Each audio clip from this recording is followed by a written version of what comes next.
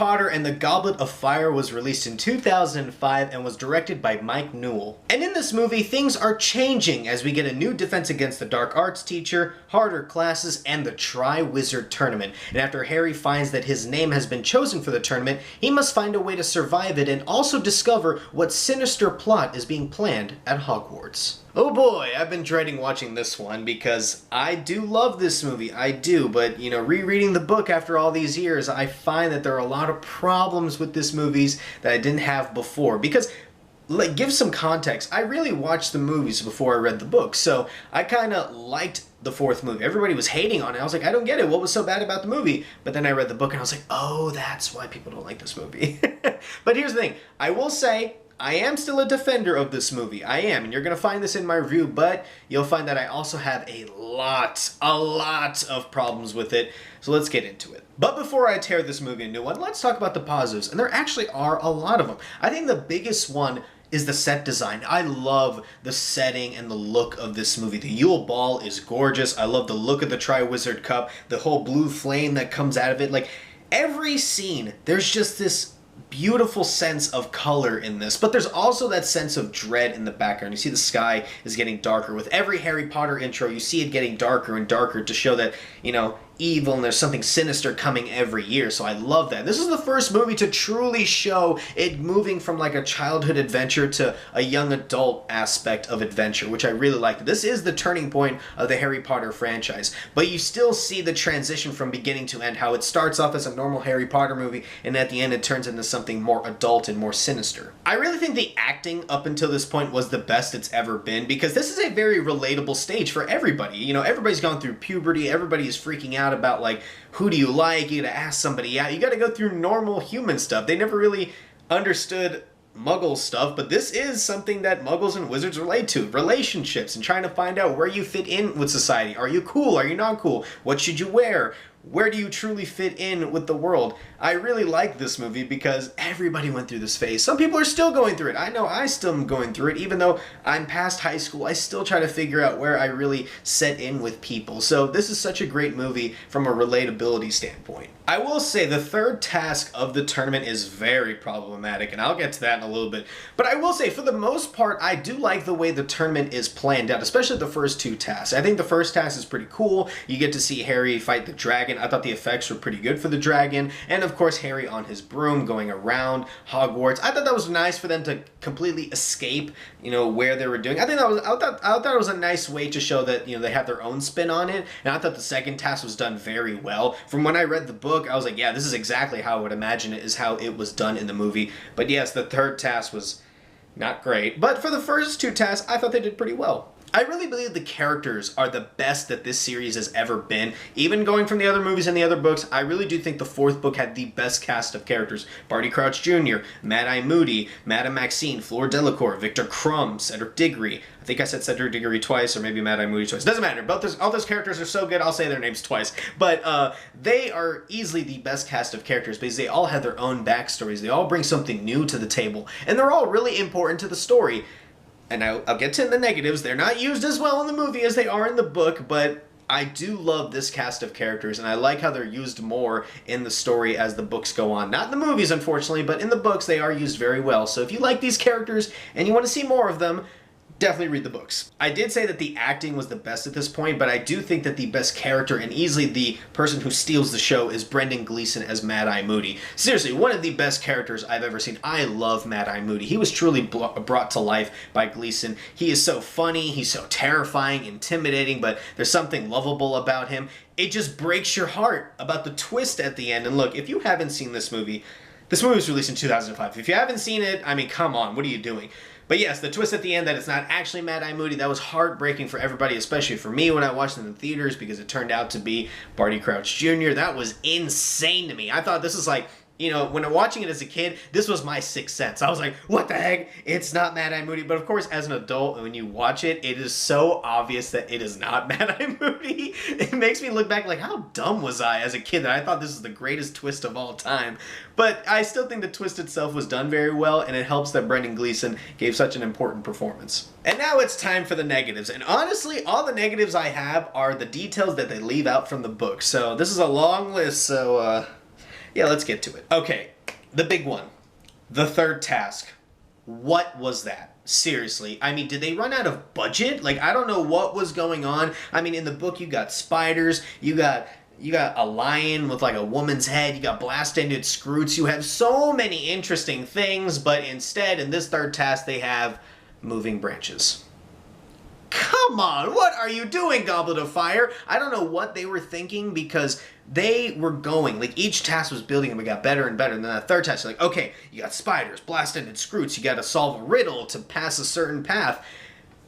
But they don't do that! It's just branches grabbing at you, and it's just like, I mean, yeah, I guess it's kind of terrifying, you like nature doing something, but they had so many interesting creatures and dynamics going. It really had a sense of, like, what is going to happen at the next corner? What next creature is going to happen? In the book, there's a Dementor, but it turns out to be a Boggart. That's a good test for Harry to show how much he's grown. I can't even put into words how disappointing it is to read the book and see all the creatures and all the tasks that they have to do to even get through the maze to find the Triwizard Cup. But in this, it really was just branches. I think a really big problem with this movie that nobody really talks about is Cedric Diggory. Cedric is such an important part of the book. You actually see him a lot more in the book, and you actually see him and Harry develop a pretty good relationship. They develop good respect for each other. They always talk to each other here and there. That's why at the end, when Cedric dies and Harry's crying about it, it actually hits you. But in the movie, because they've only had like 2 interactions, you don't really understand why Harry is so distraught when Cedric dies. But in the book, it makes a lot more sense, because this is truly the first time that somebody that Harry cares about dies in front of him where he actually remembers what's going on. Yes, his parents died, but he didn't really understand what happened. He doesn't fully remember. This is the first time that somebody close to him has died, and it really affects him. This is where you truly find out this is no longer a kiddish adventure. No, this is truly him turning into adult, and this is a very serious situation. But in the movies, you see them interact one time about the buttons and saying, hey, dragons are the first task. And then the second time he's like, hey, you know, the upstairs bathroom, it's a pretty good place to take a bath. That's it. That's all their interactions. That's all they got. And I'm supposed to feel there's some sort of friendship here? No, not really. All right, now to some controversy. I do not like Ralph Fiennes as Voldemort. I look, there are some people that like him. I personally do not like Ralph. Hopefully I'm saying his name right. Ralph Fiennes as Voldemort. Let me give the reasons why. First of all, the look of Voldemort does not work for me. Look, I like the nose part, but the biggest problem I have is his eyes. In the book, they're supposed to be like these snake-like eyes, like vertical red eyes that you just cannot look at, but instead you get these human-like eyes. And then, of course, the way he acts. Like, oh, okay, look. Voldemort's supposed to be cold, calculating, like he's always feeling like he's like 10 steps ahead of everybody, and he's always maintaining this calm presence, so that way when he gets angry, it's very intimidating. But instead we get this. I can touch you now. I can touch you now.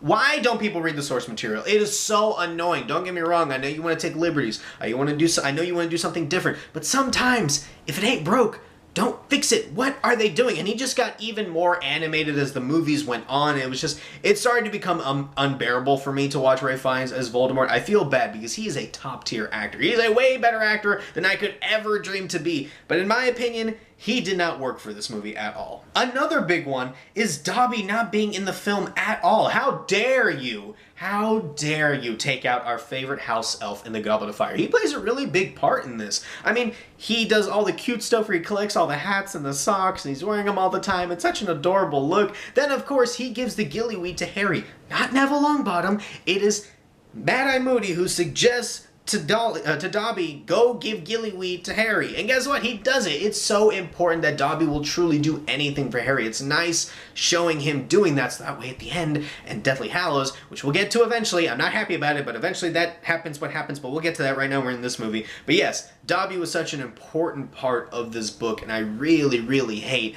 that we don't see him again until the Deathly Hallows Part 1. It's absolutely heartbreaking. Sirius is also not in this movie. I mean, he is for like one scene where he like comes out of the fire, but other than that, like, we don't see him at all. He's actually in the book a lot. Obviously, he's in the fire, but then he also is in Hogsmeade. He gets to talk to Ron, Hermione, and Harry. That's really important because they all get to interact with him in person. So that way, when the next book happens, it makes it even more heartbreaking. But no, of course, because they can only do so much with a movie that's like 2 hours long, I don't understand what they were thinking. I mean, the first two movies are almost 3 hours long, but they decide to just cut everything down in this book, which is probably the most detailed besides the 5th book. And now let's talk about the other houses that we're introduced to. I think this is a really interesting aspect that the book introduced other schools besides Hogwarts. That's really cool to see that there are other magical schools, because obviously there's a lot more wizards and witches out there. Durmstrang is supposed to be this brutal school that nobody wants to go to. They are taught dark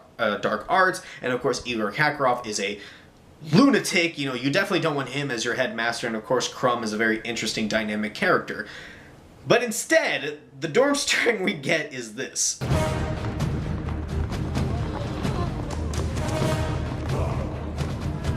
So we get weird breakdancing. Great, so the entire personality of Durmstrang is what? Like, I don't understand what their personality is. They come up from a ship in the underwater, and then they just do a bunch of kicking and breakdancing, and then that's it.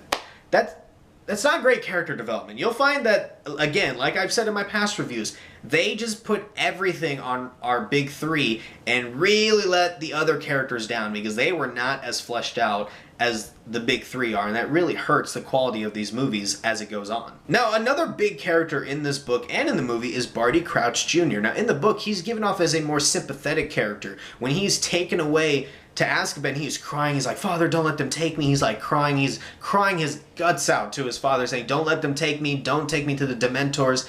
And obviously, you find out at the end that his mother traded places with him and that he was hiding out with Barty Crouch Sr. this entire time under a cloak and basically paralyzed because they didn't want it to happen. So naturally, he grew psychotic. That's why he wanted revenge. He didn't want any of this because, you know, he just felt that his father didn't truly love him. But I loved that in the book. It created such an interesting dynamic. You want to hate this character. You do because, you know, he's not Mad-Eye Moody. But you just can't help but feel bad for him. And they made Barty Crouch Sr. obviously the overall villain of that. Even though Barty Crouch Jr. is a villain, he's a result of a product of what Barty Crouch Sr. did. What Sr. did as a parent, it really reflected on his child, and his child became a raving lunatic. So that is a result of that. But instead in the movie, we get this guy who just lunges at his father, gets taken down. They give him like this tongue tick where he's just like, "Hello, father." I'm like, ew, like that's your personality?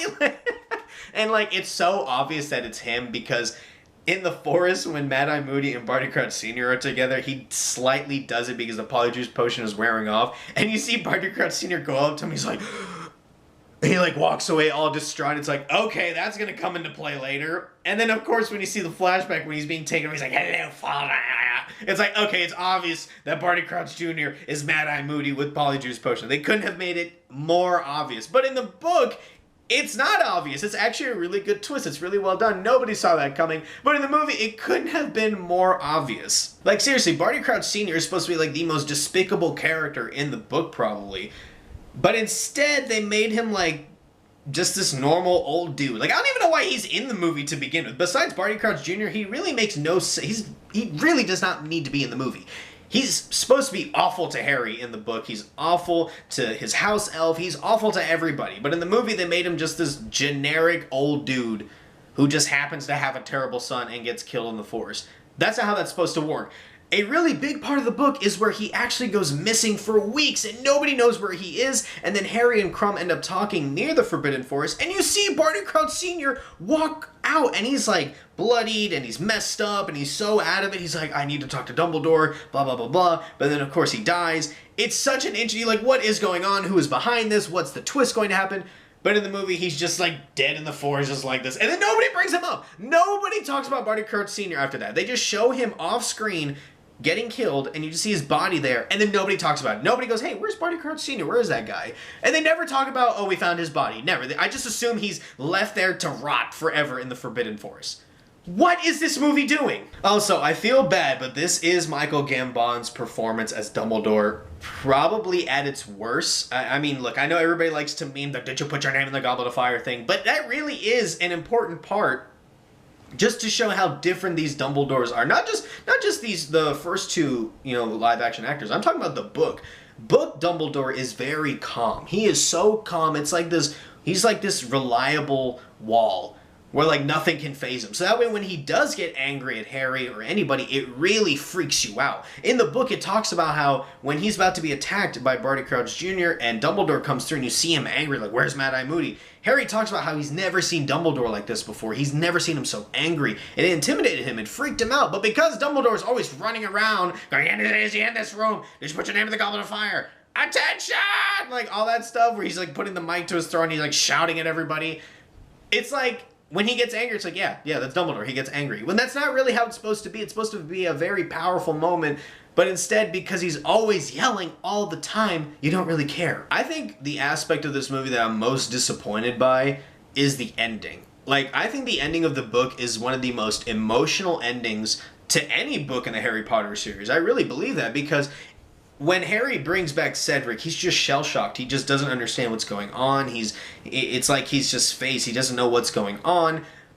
And so at the end, when he's finally put in the hospital and you see when you see Ron and Ron's family and Hermione and all of them surrounding him, he finally breaks down after Molly Weasley gives him a hug. That's really important because it just shows how he can finally let that tough exterior go because Voldemort's back and he's like, I knew this was going to happen. What is going on? He finally breaks down. He's a kid. You finally realize that, like, man, he's nothing but a teenager. And he's in this horrible situation and he's crying. He finally lets it out. And then he gives his Triwizard money earnings to Fred and George to open up the joke shop because he says, this world needs more laughter. You go do that. Go live your dream because we need some happiness in this world. That's so important to Harry for his character to show that he's no longer hiding. He wants to give back. He wants the world to be slightly better than it is right now. But they don't do any of that. Nope. All it is just Hermione going, things are changing, aren't they? And Harry goes, yep. Oh my god, what are they doing? Look, guys, I do have a soft spot for this movie. I think if you watch this movie before, if you never read the book before, and you just watch Harry Potter and the Goblet of Fire, I think you would actually really like it. I believe it's actually a really good movie. Until you read the book. The book does have problems, but overall I do think Goblet of Fire is one of my favorite books. It might be my third favorite book. Maybe I'll do a list sometime of my favorite Harry Potter books, but I do say as a movie, with no reference to the book, if you just watch it as a movie, I am going to give it a B+. But in terms of, source material and an adaptation of the book, how accurate it is, I'm going to give it a D. That's heartbreaking because I do love the Goblet of Fire book and I do love this movie, but it is slightly tainted because of how detailed and how well crafted the fourth book is. Guys, thank you so much for watching this video. If you like this video, please like, share, and subscribe. I'll see you next time.